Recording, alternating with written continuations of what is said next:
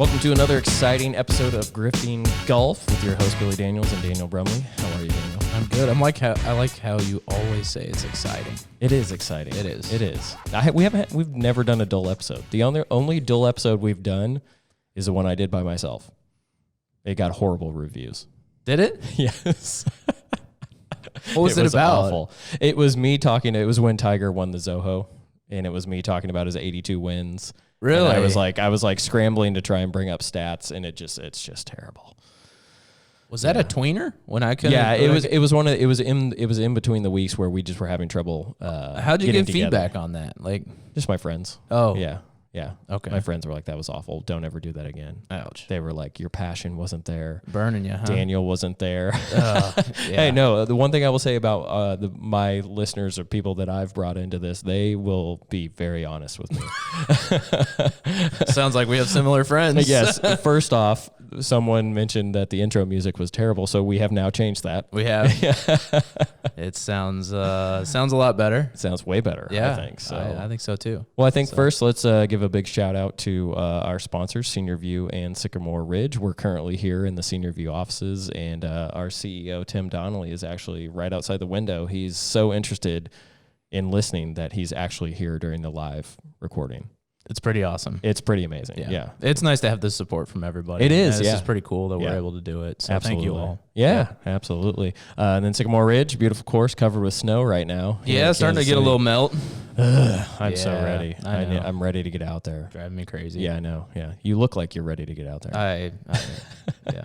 I don't even know what that means. Oh, physically. Yeah. Trying to lose weight, but it's not working. Mentally. Yeah. So what are we talking about today? We're talking about kind of the old versus the new golfer and kind of running through some ways of comparing, if someone were from the 50s, 40s, 60s to play someone today. I think this is a great subject. Yeah, I'm excited about this. I really like this. I mean, where do we start? Well, I think we talk about what would be, I guess I was envisioning us talking about who would we compare between players today. Who would be the best? Yeah. If everything was on an equal playing field, same course, same equipment. Right. Or at least the choice of the same equipment. Do we get to the biggest one first, Jack versus Tiger? Do we just go right into that? Might as well go for the throat on it. Yeah, we might as well. Yeah, the jugular. This is tough. It is a tough one.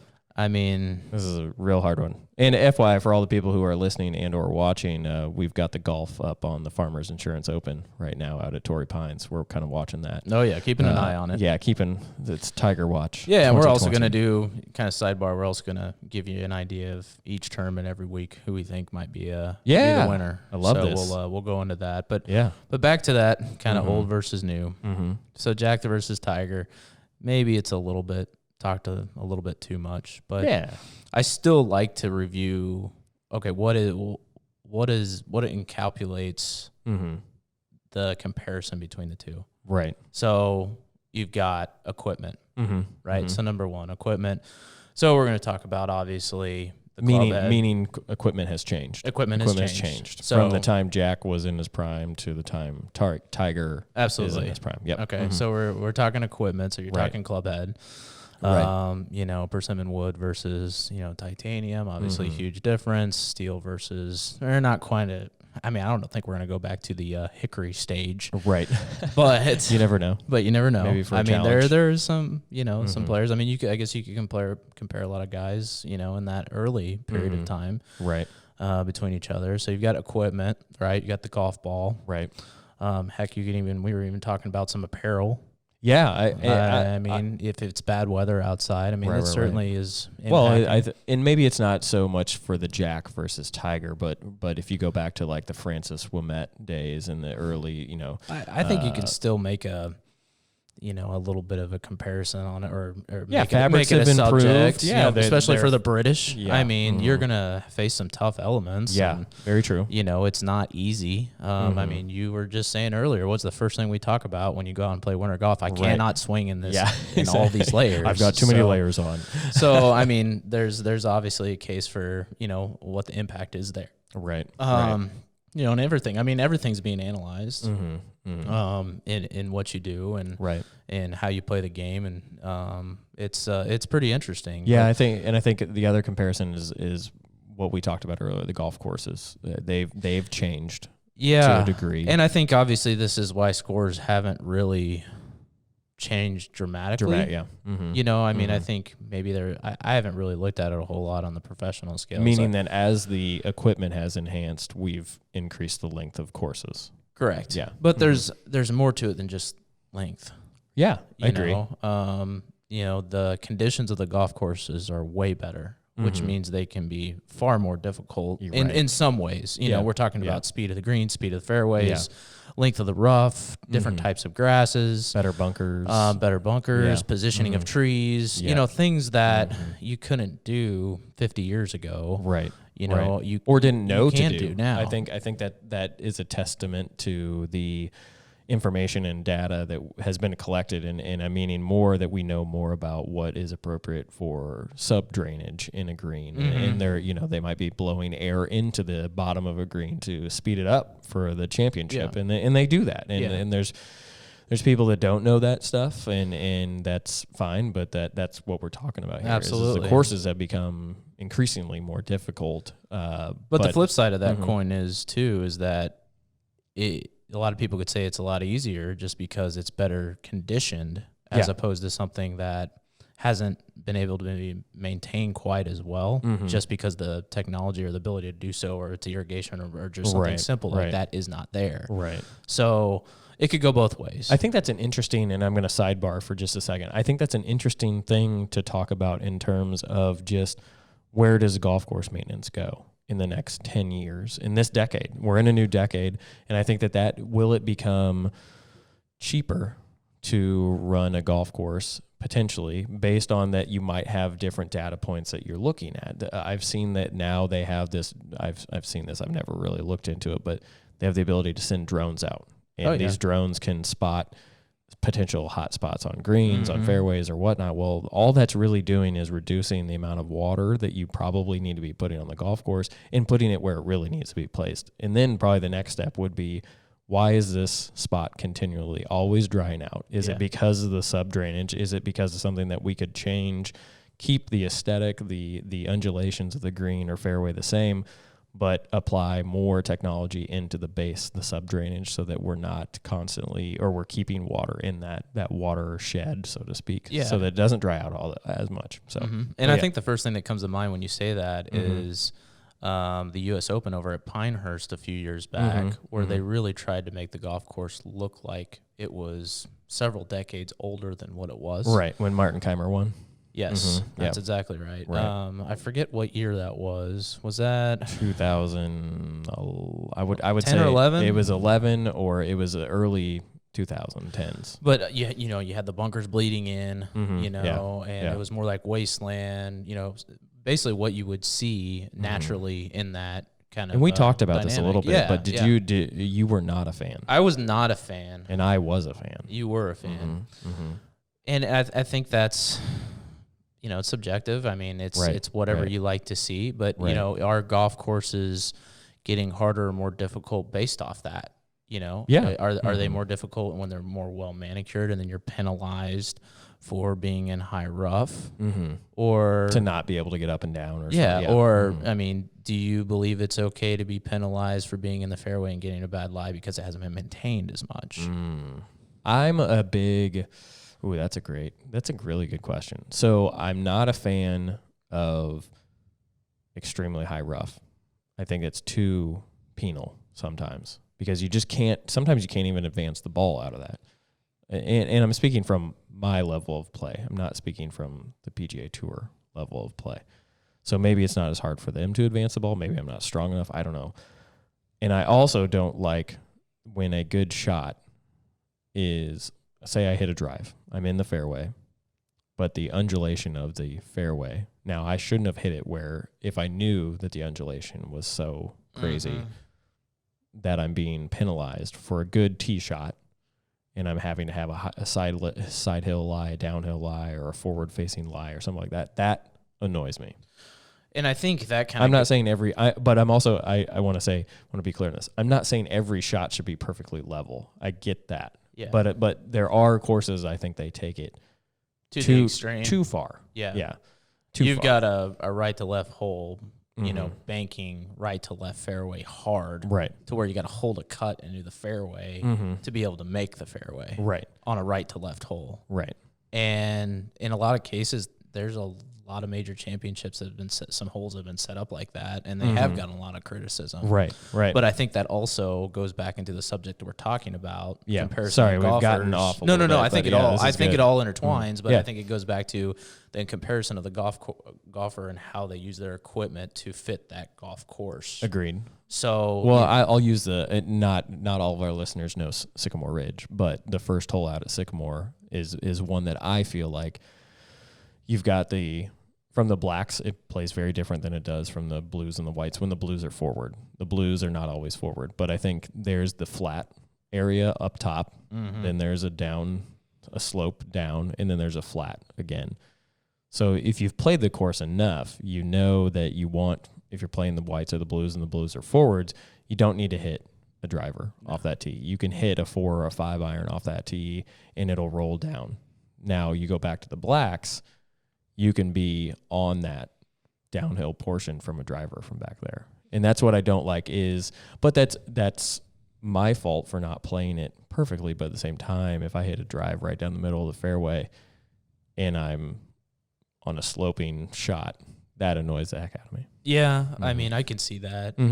That's just an example. That's not exactly what I'm saying. No, but I understand where you're coming from on that. But that's course management too. It is, and that's what I say. Like that's and we why could talk about in there. I mean, in that section, you're playing from the tips, and I mean, what are we talking about? Probably the 150 to 180 range is that downhill slope. Yeah, roughly. Yeah. So depending on club selection from the back tee, maybe you need to lay back and have that 5 or 6 iron in, as opposed to trying to get a 8 iron in. It's a perfectly placed. It is slope. And I'm not it's arguing funny how that was placed too. But I mean, we won't get into that. But I mean, that particular hole definitely. You want to be on the left-hand side of the fairway at all times. It doesn't matter if you're teeing off from the shorter boxes or from the tips. You definitely want to be on the left side of that. And, there has been some improvements to that hole because that hole was very, very difficult. Before, the improvements are amazing. They took out the tree on the left. And, it used to be the approach into that hole, you were hitting a cut or a fade. You're right. Short iron. But, getting back to that, in the golf course and, those banking slopes and hitting that cut in that right to lefter. If it's placed right, I don't have an issue with it. Right. And that's what I'm saying. Like I agree with you. That's what I wanted to be clear on. I'm not saying that if I chose to do poor course management, I'm not upset. But if I choose to do good course management, and I get penalized for that. Yeah. And penalized meaning not actually shots given to me, or strokes given to me. I mean, really like being in a bad position, but I shouldn't be necessarily. Yeah. But I think for the most part, the USGA does a good job, like, setting up holes like that, because there'll be a section of it that is very severe. And as a player at that level, you got to go into that hole knowing, okay, I can't hit that ball into this section. I've got to either have more club or less club. Right. And I have to decide what type of risk I want to take. So, so getting back to how that moves well, I think into these players, I mean, I think a lot of it, how they play the golf ball or how they play the golf course does go back to the equipment. Yeah. Agreed. I mean, how many guys, we're talking about draws and fades. I personally think the older generation probably hit more draws than today. Oh, I would, yes. Oh, just in general. You're not just a blanket statement. You're not saying it like throughout the round. You're saying just in general, they are hitting more draws than they ever did. Yes. I would agree with that. Yep. So if you take that perspective, and we're talking about just that hole, that right to left with a right to left sloping, fairway, that is more attainable to hit now than it was earlier because you can do so much more with the golf ball and the equipment and things like that. So, well, that's interesting that you say that because our next kind of comparison, and I know we'll come back to all these things, but the stats thing, and that's where I feel like you're going, is the analysis of their shots is far greater than it was back then, a Jack versus a Tiger, and there's science being applied to it, and that's why that's why you see less draws. I think that's why you see less shaping. Yeah, they hit one ball flight. Yeah.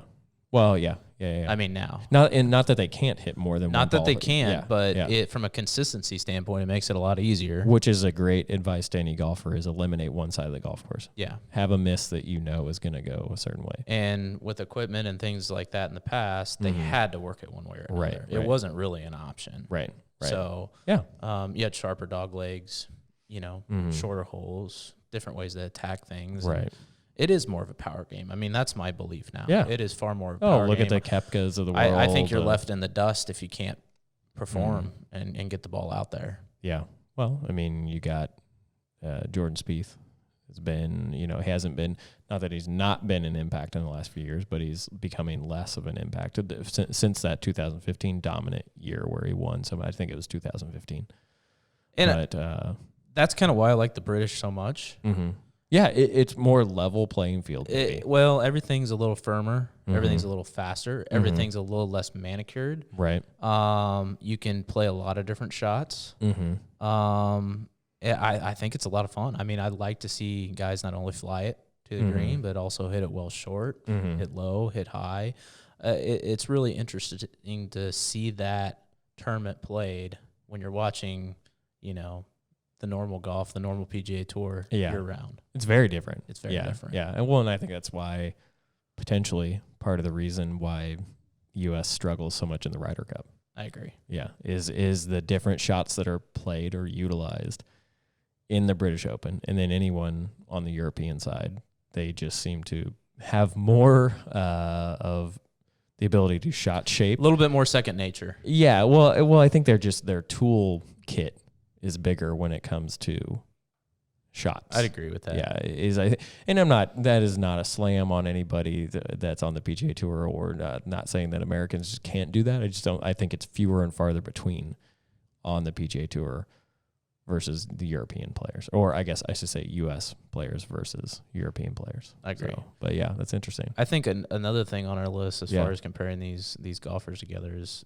fitness and just measuring everything you're talking about, stats, but also fitness and, just the different ways. I mean, you talk about like TPI and all these various things. You can find out where you're weak. Yeah. And hey, I need to focus on this muscle group and my hips. I need to have more. Yeah. And it's, I go back to, it's not the same comparison, but it's somewhat like the Dr. Scholl's thing that you walk into Walmart and you see, you go, wow, that's where all my pressure points are. Okay, I need this. Yeah. Well, that's the same level, and they are doing that when someone is taking a swing. They can measure your pressure on your feet, and that can really help you.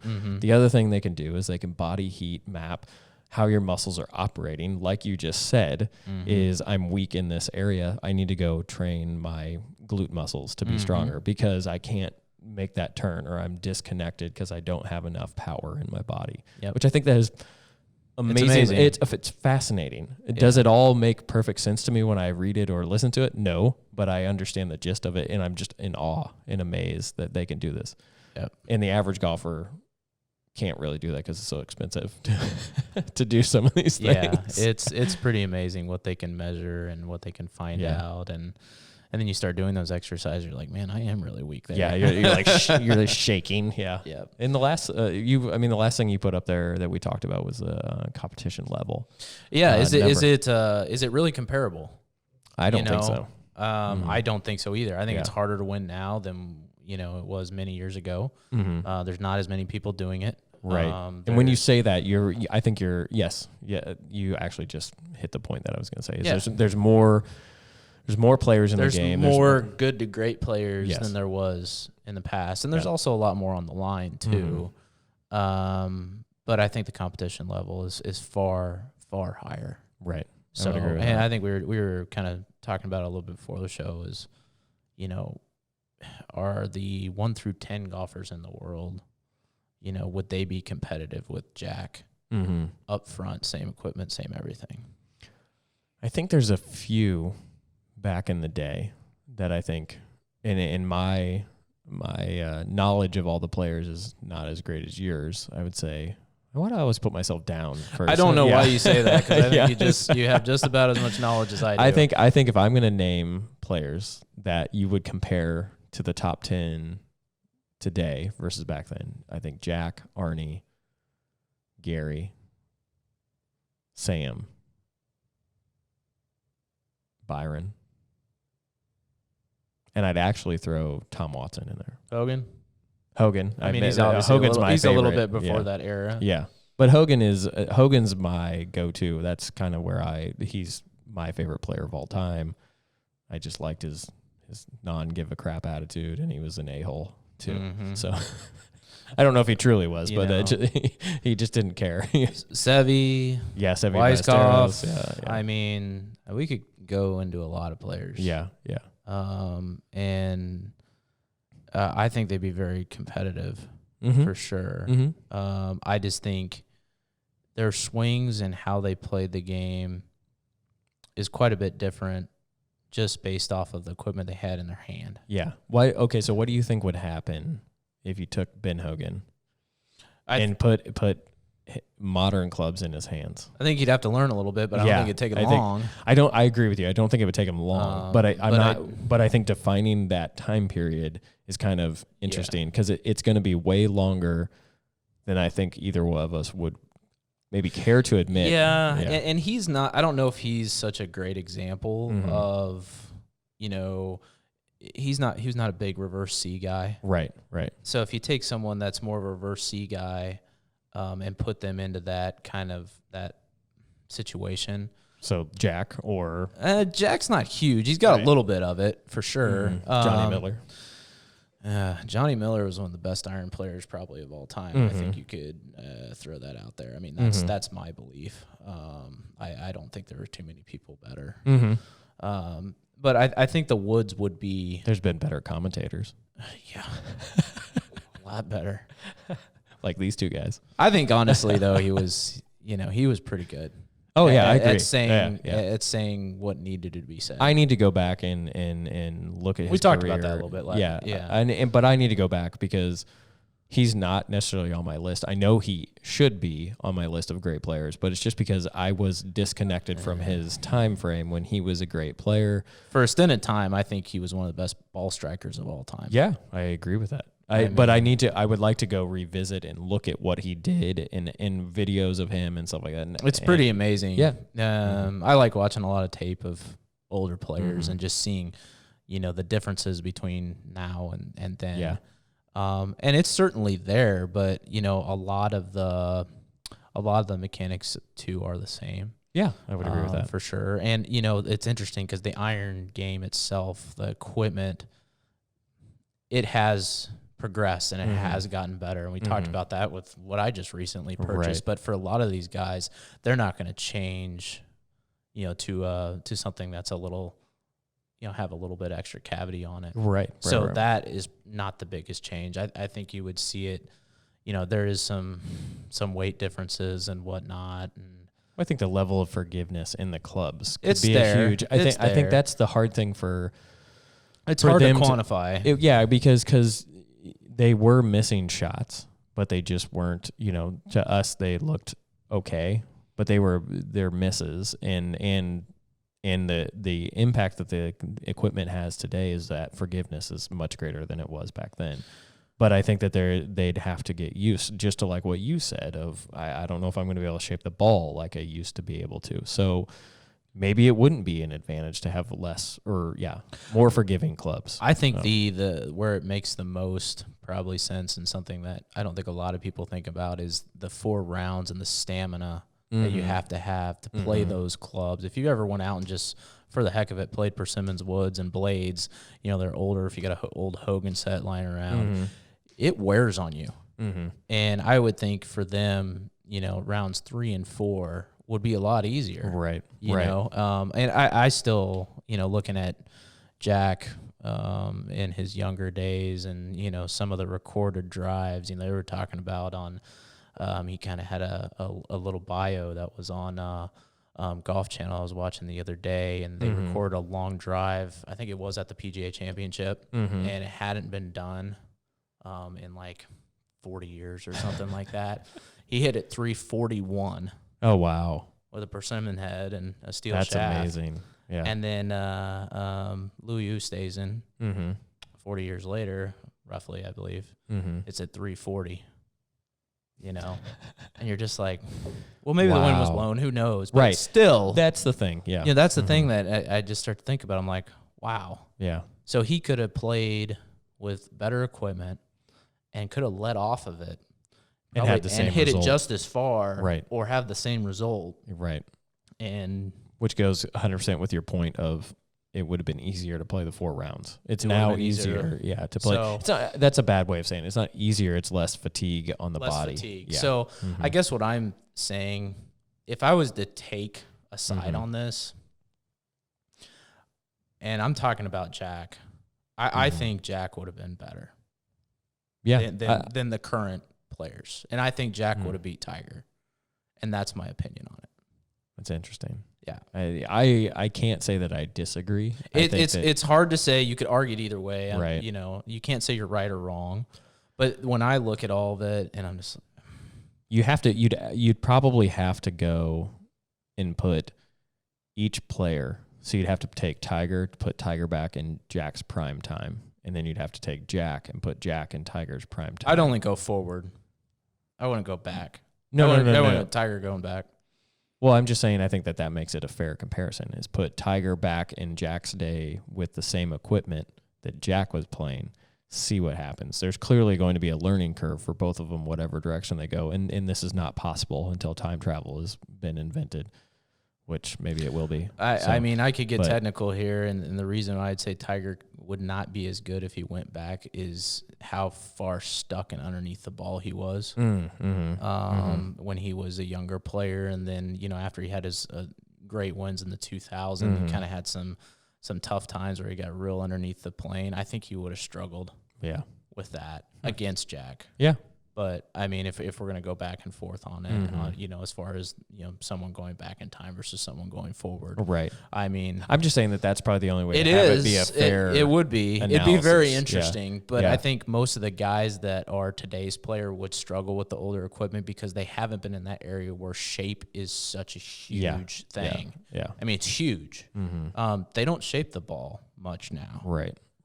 They can. They can, but it's not. It's not all the time because you had to shape the ball a lot of the time just to be able to stop it and get to certain areas. Right. And the greens were I would say they're probably smaller back in the day than they are now. Right. You know? So I mean, you play the older golf courses in Kansas City that haven't been, Kansas City Country Club, redone. Mission Hills. I mean, heck, Hillcrest. I remember playing Lawrence Country Club before it had its renovation. Lawrence, and, 08, 09. Those things were postage stamps. I mean, they were tiny. Yeah. I'm trying to think when I played Lawrence Country Club. It might have been after the remodel. It would have either been 2006 or it would have been 2009, 10, or 11. Well, it would have been. And I'm a huge fan of Lawrence Country Club. It would have been like 07, I think, was the reno. Okay, so it was probably after then. So I'm a big fan of older style looking golf courses. The Kansas City Country Club, the Mission Hills, the Hillcrest, Lawrence Country Club is on that. The heritage, the trees are different, and even I grew up playing Overland Park Golf Course, and I went back there after they've done their clubhouse, and I went back there, and I didn't even recognize it because the trees have changed so much. And and I'm trying to think, when would the last time I'd been there?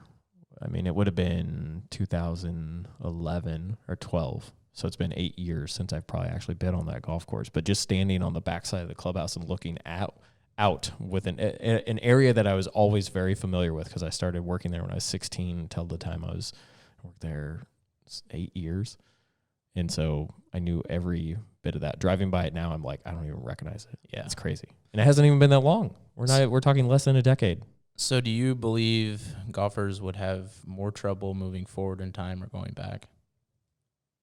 I think you're right that it'd be harder to go back. I don't think it would be harder to go forward. I think that time, and I'll say it in this way, I think the adjustment period would be shorter for someone moving forward than someone moving back. And out of all the attributes that we've listed, as far as all these things that would encompass one of these players overcoming, one or another in the future, the past, what do you think has the biggest impact? I would say it's probably equipment related. And what part of the equipment? It's going to be a combination of, I just thought of another one. It's going to be some combination. I'll put 3. It's going to be a combination of either the club head, the materials that the club heads were made out of, the shaft, and the ball. If I had to pick one, I'd pick the ball. And that's I honestly I weight them. The ball would be 6. It'd be like 60-20-20. The ball being the most impactful, because I think that's just the technology in the ball. I mean, I go back when I was in high school. The Balata still existed. Yeah. And the professional 90 and the professional 100 were the ball. And then there was the Pro V came out. Pro V1. I don't even remember when the Pro V. I remember when the Pro V came out. I just remember my high school days getting the professional 90, because that's what everybody was. Oh, you want the 90 compression? See, the Pro V came out when I was like in 9th grade or something like that, and I remember hitting a 5-iron with both balls and just being absolutely shocked. You're like, whoa! I'm like, wow, this is way different. Way different. So, what year would that have been? It might have been my junior or senior year. Like 99, 2000, maybe 2000. Yeah. So I think my freshman year. It was 2000. Is either that would have been my junior year. So yeah. I remember it well because I remember the Titleist rep at the time was Kyle Toms for the Midwest. Mm-hmm. I remember he gave me some Pro V1s in a white package. they weren't labeled or anything. Prototype. Like, try these out. Yeah. And I'm like, oh God, I'm gonna lose these. Yeah, exactly. Do I have to give these back? I went out after I tried them. Like, this is the best thing I've ever. So yeah. You know what? Sorry, before you go on to your next point, don't forget it. That's crazy. So that is now, if 2000 is right, it's 20 years of dominating the ball market, golf ball industry. Yeah, the market share that they had was just crazy, and still have. They still have. I mean, I think it's definitely come back quite a bit. Yeah, because a lot of the balls are very comparable now. Yeah, I agree. Well, I think that's a testament to what we're talking about. Is other manufacturers technology? It's there. They can tweak it. You know, and okay, sorry. Go back to your point. I was going to ask you, what is the other subject you were? There was another one in there when you're talking about the club and the ball and the shaft. You said, I was gonna actually say green size. Green size made me think of what we talk, basically because we were just talking about the differences in just the Kansas City courses. Mm-hmm. You look at the Tomahawk Hills. You look at all the ones that have been here for a while. They're very small greens. Unless they've been renovated, they're always very small greens. So I think that the accuracy, I don't know, I don't have stats in front of me that compares Jack's prime or Ben's prime or Arnie's prime, their stats of green percentages, and then maybe they're up and down or the ability to save versus the modern player. But my guess is that modern player going back is going to have a lower greens and regulation percentage than, say, a Jack Nicklaus or I think that's a really good point. So therefore, I think they wouldn't be as good. But I think that I wouldn't. I don't go. But you can't say that it necessarily improved or got worse because of the approach yardage into the green. Is it the same? Is it less? That's where it would have to. Well, I think that's something that we would have to dive into a little bit, because are the distances that they're approaching the green that different? And is the club that they're hitting, because clubs are longer today than they were back then, and they had golf courses were shorter back then than they are today. So is it? It's a big difference between swinging a 5-iron 180 and a 8-iron or 9-iron 180. Yeah, exactly. So I don't know. I'd have to dive into a lot. It would take a lot of data. It's a good one. That's a good question, though. Yeah, but I do think it impacts the player today going back in time. In the size of the green, because even if it's not statistically going to show any relevance, mentally it will. They're going to look at that. Wow, the green is tiny, and it's rounded. How does the ball stay on it? They're all bowl shaped. Yeah, exactly. I mean, that was just for drainage. They're helmet, all army helmet, bowl greens. upside down. Yep. Yeah. So yeah, that's crazy. Yeah, that's I agree with you. I think what would be fun for us to do, and maybe we'll kind of compile this and go over this live, is do kind of an NCAA basketball bracket of old and new players, and just basically put a bunch of lists of players together based off scoring average throughout the year, rank them, and just and then put them up against each other. Yeah, that'd be cool. And I like that. I think that would be good. Yeah. And it would be good to have, hear the opinions on why this golfer. Yeah. And it would be, we'll just put it forward time, and maybe we can do one in the in the past. But I think that would be very cool to do. Oh, I totally agree. That'd be awesome. Yeah, that'd be a fun little ordeal to put together and let people comment and talk about it a little bit. Yeah, that's a good idea. Yeah. So what were your thoughts on easier to go? I think you've clarified it. Easier to go back than it is to go forward, right? You mean easier to go forward? Yes, easier to go forward. I'm sorry. Yeah. Yes, I said that backwards. Well, we're talking about older and newer players. So for the older player to go forward, I think it would be easier. So you're saying Jack is the better between?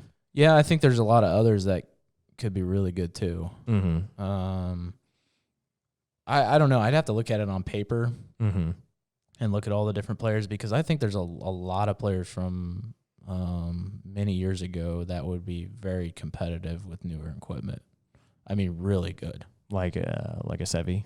I mean, if we were to take a top 25, there might be more older players with new equipment on there than new age. Yeah, that's true. Yeah. I mean, I think that would be, it'd be interesting to compile that list. So yeah, and define as to why. Yeah. I think that would be hard, and it would be interesting to hear what people would say about that why. Yeah, it could spark a lot of conversation, which is good. That's what you want. It'd be really good. I mean, I think going back would be really hard. I think a lot of these guys would get smoked. Yeah, I mean, just I think about. I actually think players that were, it's funny, I think a lot of the players that are shorter hitters that have a lot of shots would do really well.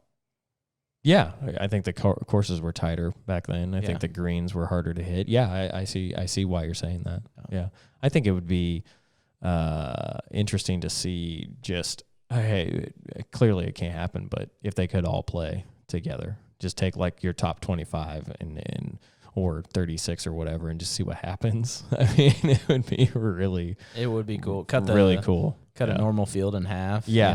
That would be, a field of 150 and 75 old, 75 new, and see how it goes. It's great. Like the greatest rounds of all time, and just compare them to everybody and just see who wins. That'd be crazy. It would be good. It's a good subject though. Someone invent time travel. Come on. It can't be that hard. It can't be. Tony Stark did it. Yeah, I was just going to say that. Where's that formula, Tony? Send it to us. Oh, man. Yeah, this is I like this discussion. I think, one thing, we wrote this up there, the analysis and the stats, but the more that we've gotten into this conversation, I don't know if that really helps the modern day golfer go back. It could be more hurtful than it could be helpful. Yeah, I agree with that. Because I think that. Well, they got to reset completely. Yeah, you don't have to reset if you go forward. Do you think that that's helping the modern player today versus if the older player had the ability or could track as many stats as we can today, like the shot tracker stuff? I'm drawing a blank on what it is called, but the overlay. I mean, they can basically get done with a round and they know almost every stat point. I mean, they have access to that information. Back in the day, they did not. Back in the day, what does that even mean? Back when Jack was, yeah, fairways and greens. Yeah. I think it'd help. You think it would help? Yeah, I don't know how it couldn't, unless you just don't know how to digest the information. That's maybe my point is because sometimes too much information is not a good thing. Well, I think could they even consume the information like ball speed, spin rates, and do you think they knew just talking that? about something simple? It's do you think they knew that? Here's 18 different drivers in this bag. Figure out which one, you hit the best. Which is what they did. And that's all they did. Yes. I like this one. I mean, Ben Hogan played the same driver for how long? I mean, just to tell people how, inconsistent equipment was, even going back to like Freddie's days, he went into a bag of drivers and pulled out one that was a ladies flex that was not a ladies flex. Yeah. That would be interesting I wish we had the ability to have a robot swing, but just have 10 drivers delivered to Sycamore Ridge and just test them and just see what happens. There's bound to be discrepancies. Yeah, I would say it's clearly less than it was back then. Clearly less. Yeah. I would say not at the tour van level, obviously, but certainly if you're going to buy a driver off the shelf, there's going to be inconsistencies in that head. Yeah, that's interesting. But it's far better. I feel like the discrepancy, the standard narrowed. deviation of the impact would be it's narrowed. But back in the day, it was wood drivers versus transitioning to metal. I mean, there were clearly mishaps happening. I like standard deviation too. That's good. It's nice to hear that. Control charts. That's definitely a stats major right there. Yeah. But yeah, what I don't think I don't think we can actually sit here and have a discussion 100% around if Tiger and Jack played each other. I think it's impossible. I know that's kind of what we're talking about, but to actually like deep dive into it, I think it's too subjective. I would love to deep dive in it right now. Let's do it. Start it off. Kick it off. So, what do you think? Well, I mean, let's talk about the player themselves and how they approach the game, their ball flight, and just certain attributes. Because I mean, they are the most well-known players, so most people are going to have an idea of what they do. Okay, so I think to digest here, what Tiger Woods are we talking about? Because Tiger's had a lot of stages in his career about changing his swing, changing his ball flight pattern. Well, if you look at when he was most dominant, early 2000s, which that's is more of a time where he played a draw. Yeah, right. Because he's playing a cut now. Yeah. It's interesting. It's to watch a complete him set opposite. Up now. Yeah, even when we've been sitting here and watching him tee off every now and then, I'm just we're going forward, right? Right. And so then we need to take a course that probably both players were dominant on, which Masters. There you go. Augusta National. So now there's yes, sir. Now it's really interesting when we start talking about this because we talked about ball flight and who's got the advantage. And you start thinking, well, Augusta's a right to left golf course, but Jack dominated. And why did Jack dominate a right to left golf course when he hit a cut? Well, so did Tiger. Yeah, but Tiger hit a draw. Hit a draw at that period of time. So you kind of go back to holding fairways there. Right. So, and then equipment, right? Because Tiger's holding it probably because his ball flight's so high. Right. And he's spinning it a lot more in the 2000s and still hitting it a long ways. Right. That's why he's holding it. Yeah. And Jack's holding it. Which is what you want ball to do. Flight. You want to be able to hit your long irons high and be able to have them land soft. You want to be able to hit your low irons low. Yeah. I guess my point of that is Tiger still hitting a draw with an immense amount of spin, and Jack's he learned it from me hitting a fade, with not quite as much, right. And we got to keep in mind they are having the same equipment, right? So it's an interesting dynamic. That's why. So that's right. So Jack's coming forward is what Jack's we're saying. coming forward.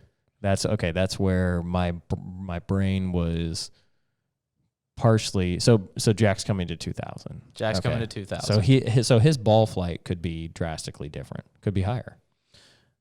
I would think so. Would Jack set up would Jack try to replicate his same setup that we'd have back then? I think so. As close as he could with modern technology. I think so. Okay. Yeah. I think he's one of those that he wouldn't have to change a tremendous amount. He might finish up a little bit more on his left leg than on his right side, so less reverse swing through it. But I mean, similar to what Tom had to do. Tom Watson was a huge reverse swing guy, you know, in the 70s and 80s. I mean, very two-planer, very much reverse C, very much fade. And you look at him as he moves, still two-planer, but not the reverse C he once had. Right. So that's interesting. But, you know, if you're talking about attributes, like who would have the advantage and who would not, let's just go green to tee, how you learn. Putting. That is a tough one for me to decide on. Well, Jack's style was very interesting, unique. At least my perception of it was. Yeah, open. Yeah. Very open. See, and that's hard for me to. I don't watch as much old film as, let's say, you do. And that's hard for me to even begin. Where do you break? I mean, Tiger, his putting was so dominant in the early 2000s. Jack's early years, his putter was not very good. Yeah. And then he got really good. That's it. See, that's a hard debate. That's a hard one. I think that might be a wash. Yeah, could be. You know, I think in the moment they're both amazing. Putters. Yeah. I mean, they're both some clutch of the best putters. They're clutch putters. Yeah. Of all time. Yeah. If you're talking about chipping and pitching, I would probably lean towards Tiger on that one. I was going to go towards. I think that's hands down Tiger. You know, because of coming forward. I think that just the emphasis of the modern game has been that around the green touch, focusing a lot on that touch, and I don't think it was back in it was. They were doing it great. I'm not saying that they weren't, but I think there's more emphasis on practicing the short game today. Well, I think so much of it then, just like we were talking in the wedge episode, was so much back foot bump. Yeah, you know, and I think a lot of it now is more high loft, and it's a little bit more forgiving. Yeah, I was going to say that's and probably easier. Potentially is where the equipment has enhanced so much the modern wedge is far superior. 60 versus 54 probably is what those guys were using as a sand wedge. So I just on that I'd give the advantage to Tiger. Yeah, irons is really interesting as well. I don't know. Yeah, I got to go with Jack just because of the fade and the consistency of it. Yeah. And that's hard. Which I think is why I say that Tiger would be a better on the chipping and pitching, is he's not hitting as many greens as, let's say, Jack would be. So I don't know. I think Tiger's best attribute of his game is his iron play. I think he's an amazing iron player. But back in the 2000s, early 2000s. I mean, I'm not saying he wasn't, but was pretty darn good. Yeah, I don't know. And then as far as from a off the box standpoint, I got to go with Jack on this one. Wow. So you're giving off the box to Jack, from fairway to green to Jack. The only thing you're giving to Jack, I guess you tied, or you gave. I give Tiger the putter. Okay, so it's really close, but I give Tiger the putter probably because more of his early years. I think that lines up for exactly what I said. Is there's more emphasis on short game practice today than there is back then, and I think we're kind of coming to a conclusion on this that really all the things that we've talked about basically encompasses who the player was at that time, what their swing looks like, courses they play, what equipment they have in the hands. It's hard to judge them. Yeah, it's hard because no one can. Everything that they do and why they do it that way is because of that era. Yeah. Well, that's why this is such a good episode to talk about, because it's very subjective. It's very would Jack change if he had equipment? I don't know. I don't think he'd go to a draw. No. Obviously, everybody's hitting a cut now, but I mean, there'd be certain things that would be tweaked and things would be different, and it wouldn't be the same. It wouldn't be 100% the same swing. No. You know, so there's a lot to consider there. It would just be really interesting to be able to actually execute this, but it's clearly not possible. Not possible, but would be cool. That's awesome. Yeah. So I think that's a wrap on Jack versus Tiger. So we'll put down some names and we'll put together a bracket, and maybe we'll go through that and say why and how and how. How. Yeah. And time travel. That's how. Go back. Yeah. Well, this has been a good episode about new versus old, and make sure if you're listening to the podcast, you subscribe, and please share on your social media if you so we can get more listeners. But thank you, and Daniel, you got any closing words? I don't. Thank you, everybody. Yeah. Thank you.